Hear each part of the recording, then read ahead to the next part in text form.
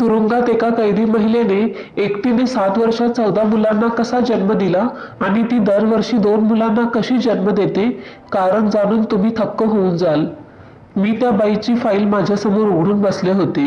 जिल्हा तुरुंगात सगळे रज्जो नावाने तिला हाक मारायचे. कैदी क्रमांक 248. तिचे पूर्ण नाव रजिया बानो होते. मी तिची फाईल वाचायला सुरुवात करताच माझ्या अंगावर काटा उभा राहिला.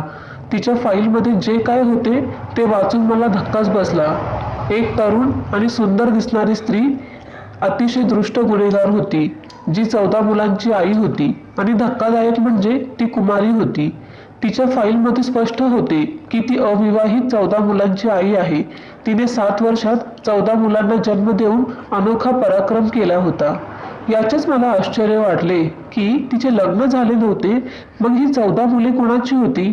ज्या गुन्ह्याची ती शिक्षा भोगत होती तो गुन्हा देखील खूप भयंकर होता. आणि त्याहून विचित्र गोष्ट म्हणजे ही महिला गेली 9 वर्ष या कारागृहात होती आणि हे जेल फक्त आणि फक्त महिला कारागृह होते. इथे कोणत्याही पुरुषाचा काही संबंध नव्हता. इथल्या कामगारांमध्येही सर्व महिलाच होत्या आणि रजिया उर्फ रज्जो हिने पुरुषांशिवाय या 14 मुलांना कसा जन्म दिला हे कोणालाच माहीत नव्हते. हे जाणून घेण्यासाठी मी माझी सर्व महत्त्वाची कामे बाजूला ठेवून आधी रजियाची फाईल त्याचा नीट अभ्यास केला आणि मग तिला वेगळ्या कक्षेत बोलवून माझ्यासमोर बसवली. मी पूर्णपणे सतर्क होते, कारण अशा गुन्हेगारी महिला सामान्य महिलांसारख्या नसतात. उलटचा कधीही काहीही करू शकतात आणि माझ्या 15 वर्षांच्या सेवेत मला याची चांगलीच कल्पना आली होती. मला बघून रज्जो हसायला लागली आणि म्हणाली, मॅडम साहेब, तुमचं असं काय काम आहे की तुम्ही मला एकटीला बोलावले आहे? माझी नजर तिच्या पोटावर होती. मी तिला पाहून सांगू शकत होते की ती किमान 7 महिन्यांची गर्भवती आहे. रजियाला माझ्या नजरेत जाणवले होते. हसायला लागली आणि म्हणाली, म्हणजे तुम्हाला माझ्या प्रेग्नन्सीमध्ये रस आहे? या अंधाऱ्या खोलीत तिचे हास्य भयंकर वाटत होते. मी सक्तीने म्हणाले की मला फार काही माहिती नको. तुझे लग्न झाले नसताना तुला 14 मुले कशी झाली आणि तेही या अंधार कोठडीत राहत असताना, जिथे हवा येणे देखील अशक्य आहे तर कोणी पुरुष येणे अशक्य आहे? आणि आता तुझ्या पोटात असलेल्या मुलाचा बाप कोण? माझ्या प्रश्नांची उत्तरे देण्याऐवजी रजिया पुन्हा एकदा जोरात हसली. जणू तिला हसण्याचा दौरा पडला. मी इथे एकटी येण्यापूर्वीच हवालदाराने मला इशारा दिला होता की रज्जो ही एक विचित्र स्त्री आहे आणि तुरुंगातील प्रत्येक जण तिला टाळतो. तिने कोणालाही इजा करू नये म्हणून तिला अंधार कोठडीत ठेवले जाते. आधीच्या जेलरचेही तिने वाईट वतीने डोके फोडले होते आणि तिच्या डोक्याला 10 टाके पडले होते. आणि ज्या प्रकारचा गुन्हा करून ती इथपर्यंत पोहोचली होती ती कोणत्याही थराला जाऊ शकली असती. बराच वेळ हसल्यानंतर जेव्हा तिचे हसणे थांबले तेव्हा खोलीत शांतता पसरली. तेव्हा मी तिला म्हणाले की तुझे हे हसण्याचे दौरे मला माझ्या प्रश्नांपासून थांबू शकत नाही. त्यामुळे मला सरळ उत्तर दे. तू गरोदर कशी झालीस? तुझ्या मुलांचा बाप कोण आहे? तू कशी पुरुषाला भेटते? मला हे जाणून घ्यायचं आहे. माझी सक्ती काही कमी होत नसताना पाहून रजिया माझ्या जवळ आली आणि हळूच तोंड माझ्या कानाजवळ ठेवून हळू आवाजात म्हणू लागली, खरं सांगू का? तुमचा विश्वास बसेल? त्यावेळी मला खरंच कळलं की ती एक वेडी बाई आहे. क्षणभर मला माझ्या मणक्याचा थरकाप जाणवला, कारण ती माझ्या जास्त जवळ होती आणि माझ्यापेक्षा उंच होती आणि तिच्या फाईलवरील तिच्या कारनाम्याने तर मला आधीच सावध केले होते. स्वतःवर ताबा ठेवत मी कठोरपणे म्हणाले की हो, मला फक्त सत्य ऐकायचे आहे, कारण मला खोट्याचा तिरस्कार आहे आणि जर तिने मला खरं सांगितले तर मी तिचा जीव वाचवेन, नाहीतर तिला माझ्यापासून कोणीही वाचवू शकणार नाही. तिने माझ्या डोळ्यात पाहिलं आणि अगदी हळुवारपणे म्हणाली की मी कुमारी आहे आणि माझा कोणत्याही पुरुषाशी काहीही संबंध नाही. हेच सत्य आहे. रजियाचे बोलणे ऐकून मला खूप राग आला, कारण ती माझ्यासमोर गरोदर उभी होती आणि माझ्यासमोर सत्याच्या नावाखाली खोटे बोलत होती. मी तिच्या तोंडावर जोरात थप्पड मारली आणि म्हणाली, मग तुझ्या पोटात हे मूल कोणाचे आहे? तू काहीही संबंध नसताना प्रेग्नेंट कशी झालीस? तिला थप्पड मारताच ती पुन्हा जोरात हसली आणि तिचे हसू थोडे कमी झाल्यावर ती मला म्हणाली, हो नक्कीच, जसे मी यापूर्वी 14 मुलांना जन्म दिला आहे, आता मी पुन्हा जन्म देणार आहे. कोणाशीही संबंध न करता, असं म्हणतात ते पुन्हा हसायला लागली. आणि मला माहीत होतं की ही बाई इतक्या सहजासहजी काही सांगणार नाही. मी रागाने तिला कोठडीतून सोडून बाहेर गेले, जिथे कॉन्स्टेबल ही माझी वाट पाहत होती. मला पाहताच ती म्हणाली, मॅडम, मी तुम्हाला आधीच सांगितले होते की तिच्या तोंडाला लागू नका. मला माहिती नाही की ती जादूगर आहे की ती खूप हुशार स्त्री आहे. कसं काय प्रेग्नेंट राहते हे कोणालाही माहीत नाही. आणि ती क्वचितच तिच्या कोठडीतून बाहेर येते. तिला बहुतेक बंदच ठेवले जाते, कारण ती कधी कोणावर हल्ला करेल कोणालाच कळत नाही. पटकन पावलं टाकत मी हिनाला विचारलं, किती वर्ष झाली इथे? माझे बोलणे ऐकून तिने काहीतरी आकडेमोड करून सांगितले की मी इथे 3-4 वर्षांपासून राहते आणि जेव्हापासून मी रज्जूला असे पाहिले आहे तेव्हापासून तिने माझ्यासमोर 6 मुलांना जन्म दिला आहे. पण ती ना कधी तुरुंगातून बाहेर आली आहे ना तिला कोणी भेटायला येते. मग ती प्रेग्नेंट कशी होते हे कोणालाच माहीत नाही. रझिया आणि हिनाच्या बोलण्याने मला काळजी वाटू लागली. काहीतरी असं होतं पण दिसत नव्हतं. या सगळ्या मागे मोठे वास्तव दडलं होतं आणि ते जाणून घेण्यासाठी मला रझियाच्या भूतकाळात पोहोचायचं होतं.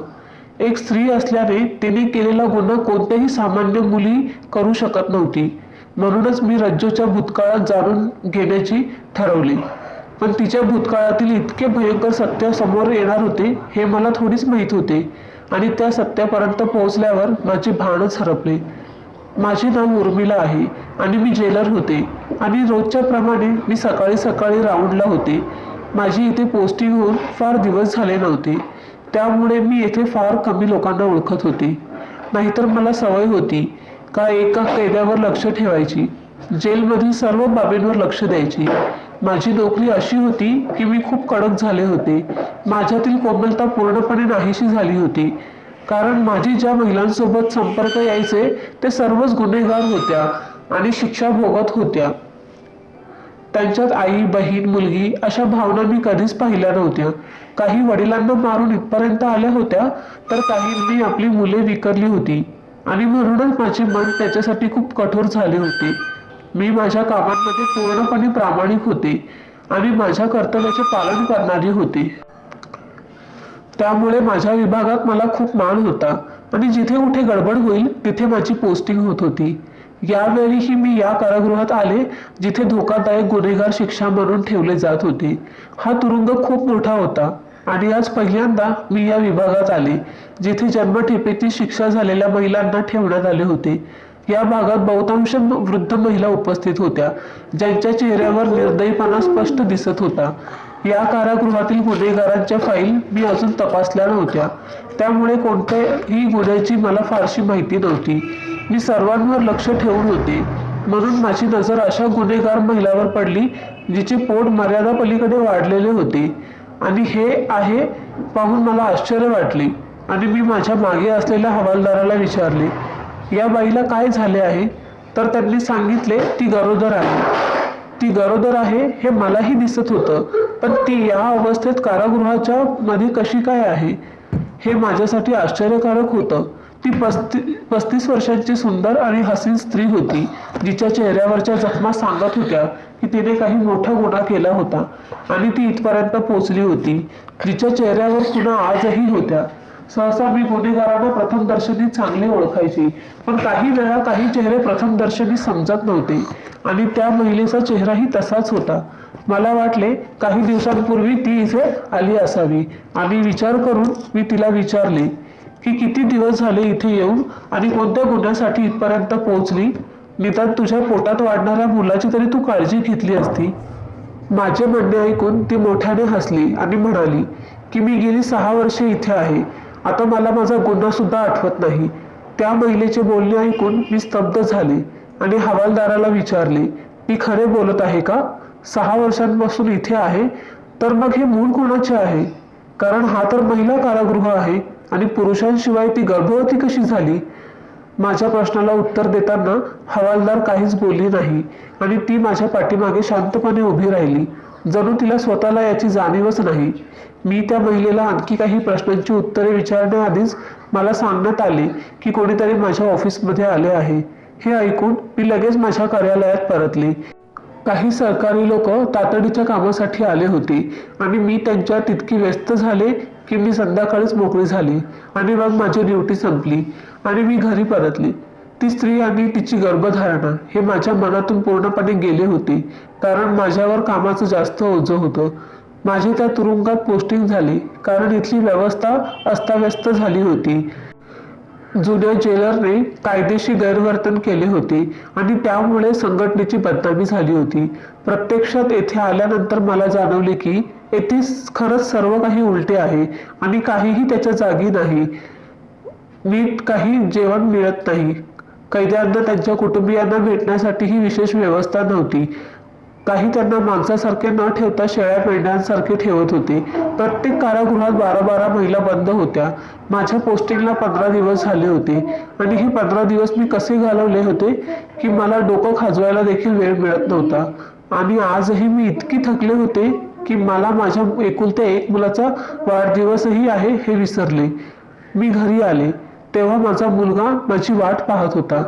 त्याच्या चेहऱ्यावर नाराजीचे भाव होते, म्हणून मी त्याला प्रेमाने माझ्या मांडीवर घेतले आणि म्हणाले की मला इतका उशीर झाला म्हणून सॉरी.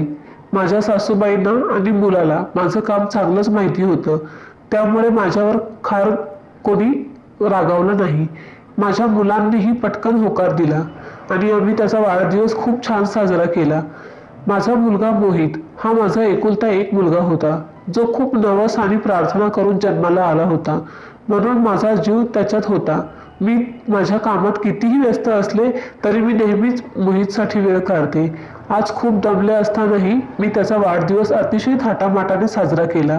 रात्री थकून मी झोपायला आडवी झाले तेव्हा अचानक मला त्या बाईचा चेहरा माझ्या डोळ्यासमोर दिसला, जिला मी सकाळी सकाळी भेटले होते. मी तिच्याबद्दल विचार करत होती की माझा नवरा म्हणू लागला, काय झालं आहे, एवढ्या रात्री सुद्धा तुला माझ्यासाठी वेळ नाही. त्याचे बोलणे ऐकून मला हसू आले. मी त्याला खूप कमी वेळ द्यायची हे खरे होते आणि माझ्या कामाची जबाबदारी ती चांगलीच समजून घेत असे. ते म्हणू लागले की एवढ्या वर्षात आपण फक्त एका मुलाचे आई वडील आहोत. मला वाटले की आपल्याला अजून मुले असावीत. त्याचे बोलणे ऐकून मला धक्काच बसला. ते काय म्हणाले हे मला चांगलंच माहिती होतं, पण त्या क्षणी माझ्या मनात कैदी क्रमांक 248 रजिया वारू धावत होती. म्हणून मी लगेच त्यांना विचारलं की पुरुषाशिवाय स्त्री गर्भवती होऊ शकते का?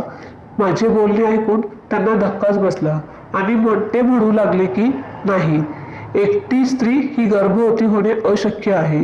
केवळ मानवच नाही तर प्राण्यांना देखील संततीसाठी जोडीदाराची गरज असते. पण आता हा प्रश्न का विचारते? मी हसले आणि त्यांचे बोलणे टाळले. मी माझ्या पतीला माझ्या जेलबद्दल फारसे सांगितले नाही. मी माझे वैयक्तिक आयुष्य आणि कामाचं आयुष्य वेगळे ठेवायचे. काही वेळातच मला त्यांच्या कुशीत आराम वाटू लागला आणि दिवसभराचा थकवा आणि रजिया विसरून मी त्यांच्यासोबत सुंदर वेळ घालवू लागले. मोहित हा माझा आणि माझ्या नवऱ्याचा एकुलता एक मुलगा होता, ज्याच्यासाठी मी खूप प्रयत्न केले होते. गर्भ राहतच नव्हता. खूप उपचार आणि खूप प्रार्थना करून मोहित माझ्या मांडीवर आला होता आणि एक रज्जू होती जे बिना पुरुषाचे मुलांना जन्म घालत होती. दुसऱ्या दिवशी सकाळी उठल्याबरोबर मी या केसवर काम करायला सुरुवात केली. तुरुंगात काही गैरकृत्य करताना एखाद्या कैद्याला मी शांतपणे पाहू शकत नव्हते. मला खात्री होती की रजिया सर्वांच्या डोळ्यात धूळ फेकून परपुरुषाशी संबंध बनवते आणि ती इतक्या लोकांना कशी फसवू शकते याचं रहस्य मला जाणून घ्यायचं होतं. पण त्याआधी मला तिचा भूतकाळ जाणून घ्यायचा होता. कल्पनाही करू शकत नसलेल्या एका भयानक गुन्ह्याची ती शिक्षा भोगत होती. 8 ते 10 वर्षांपूर्वी तिने वडिलांचे छोटे छोटे तुकडे करून ते तुकडे शिजवून परिसरातील लोकांना वाटले होते. काही लोकांना संशय आला आणि त्यांनी पोलिसांना माहिती दिली आणि अशा प्रकारे रजियाला अटक करण्यात आली आणि तिने स्वतःच आपला गुन्हा कबूल केला की तिने आधी तिच्या 60 वर्षाच्या वडिलांना झोपेच्या गोळ्या दिल्या आणि नंतर क्रूरपणे तिने त्यांचे तुकडे केले. एक मुलगी स्वतःच्या वडिलांशी असे कसे करू शकत होती हे जाणून घेण्यासाठी मी रजिया राहत असलेल्या परिसरात पोहोचले आणि तिथे गेल्यावर मला जे कळले ते ऐकून मी हैराण झाले. रजियाचे वडील मद्यपी होते आणि ते सतत दारूच्या नशेत असायचे आणि त्या नशेत त्यांनी आपल्या पत्नीला म्हणजेच रजियाच्या आईला मारझोड करणे सोडले नाही. त्यांच्या छळाला कंटाळून रजियाच्या आईने आत्महत्या केली होती. त्यावेळी रजिया फक्त 15 वर्षांची होती. रजियाच्या आईने स्वतः हे जग सोडले, परंतु रजियाला तिच्या वडिलांच्या भरोशावर सोडले. रजियाच्या वडिलांनी आपल्या 15 वर्षांच्या मुलीला नशेत आपला बळी बनवला. जेव्हाही त्यांच्याकडे दारूसाठी पैसे नसायचे तेव्हा ते रजियाला भीक मागायला भाग पाडायचे. आणि जेव्हा रज्जोने या सगळ्यासाठी नकार दिला तेव्हा आजूबाजूच्या लोकांनी पाहिले की रजियाच्या घरी रंगीबिरंगी लोक येऊ लागली. ती माणसे काय यायची किंवा रज्जो किंवा त्यांच्या वडिलांचा त्यांच्याशी काय संबंध होता हे कोणालाच माहीत नव्हते. आणि मग एके दिवशी जेव्हा रज्जोने कोरमा शिजवून संपूर्ण परिसरात वाटला तेव्हा तेथील काही लोकांना संशय आला की हे मांस मानवी मांस आहे आणि म्हणून पोलिसांना त्याची माहिती देण्यात आली. आणि त्यांना कळाले की रज्जोने त्यांच्या वडिलांना मारून त्यांचा कोरमा बनवून वाटले आहे. त्याच दिवशी तिला अटक करण्यात आली आणि तिने त्याची कबुलीही केली आणि न्यायालयाने तिला जन्मठेपेची शिक्षा सुनावली. रज्जोने इतके कठोर पाऊल का उचलले आणि त्या माणसांचा रजिया किंवा त्यांच्या वडिलांशी काय संबंध होता हे कोणालाही माहीत नव्हते. रजियाने वडिलांना कसे मारले, एका 16-17 वर्षाच्या मुलीला काय एवढा मोठा गुन्हा केला असेल. रजियाचा ना कोणी नातेवाईक होता ना तिला ओळखणारा कोणी. त्यामुळेच रजिया आता कुठे आहे, ती कोणत्या तुरुंगात आहे आणि तिला काय शिक्षा झाली आहे याची माहिती वस्तीतल्या कोणालाही मिळाली नाही. रजियाचा भूतकाळ तिच्या वर्तमाना इतकाच गुंतागुंतीचा होता आणि आता तिचं होती जे मला सविस्तर आणि सत्य सांगू शकत होती. पण तिचे विचित्र हसणे माझ्या कानाचे पडदे फाडायचे. सर्व माहिती मिळाल्यानंतर मी कारागृहात पोहोचले. तेव्हा मला कळाले की रजियाची तब्येत ठीक नाही. डॉक्टर तिच्या चेकअपसाठी आले होते आणि मीही तिथे पोहोचले. मी संभाषणात या डॉक्टरांना विचारले की रजियाच्या मुलांची प्रसूती कोणी केली.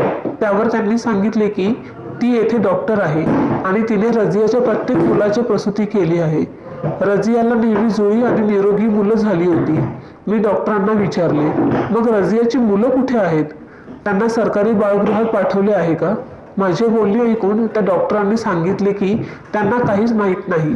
मी जुन्या जेलर्सलाही याबद्दल बोलण्याचा प्रयत्न केला पण मी तिच्याशी बोलू शकले नाही. त्यांची बदली करून दूर कुठेतरी एका छोट्या भागात त्यांना पाठवण्यात आले होते. आता मला रजियाची तब्येत बरी होण्याची वाट पाहावी लागणार होती कारण ती खूप आजारी होती. अंधार कोठडीच्या श्वास कोंडणाऱ्या वातावरणात गर्भवती महिलेला जगणे खूप कठीण होते.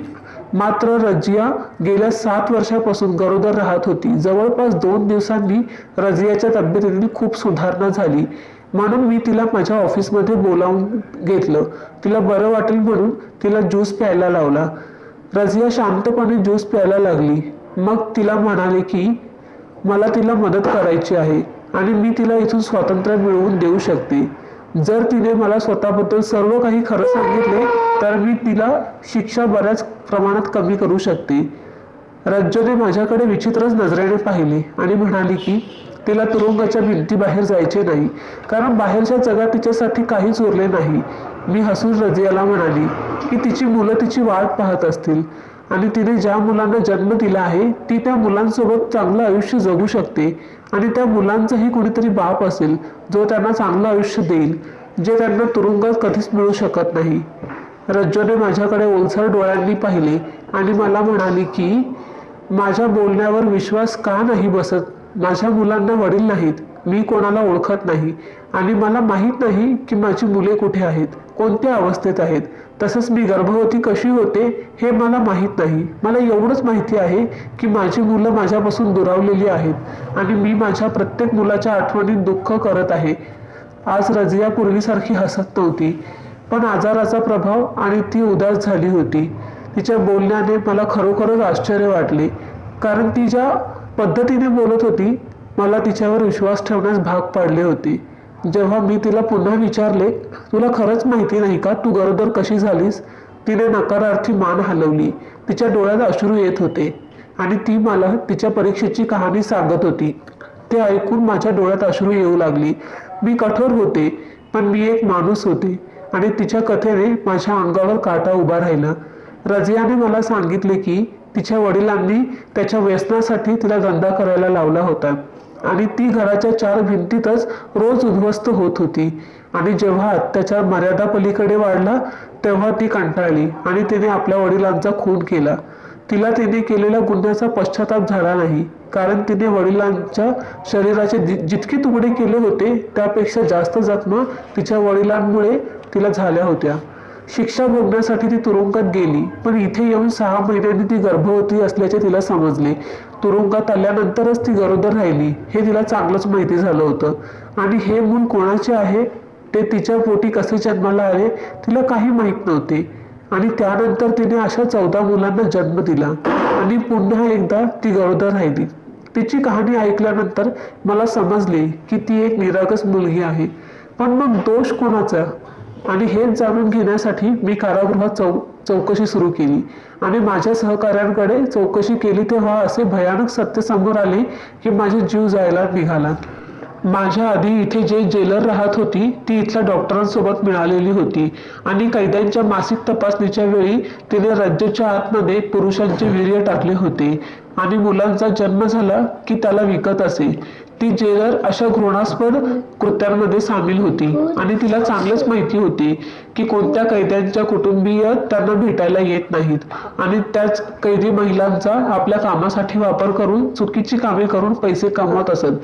ती खरोखरच अत्याचाराची शिकार झाली होती आणि तिने कोणत्याही परपुरुषाबरोबर काहीही केले नव्हते. ती इतक्या मुलांची आई कशी झाली हे तिला स्वतःलाही माहीत नव्हते. मी त्या जेलर विरुद्ध तक्रार पाठवली आणि रज्जूची शिक्षाही कमी केली. आता काही दिवस बाकी आहेत आणि त्यानंतर ती मोकळी होईल.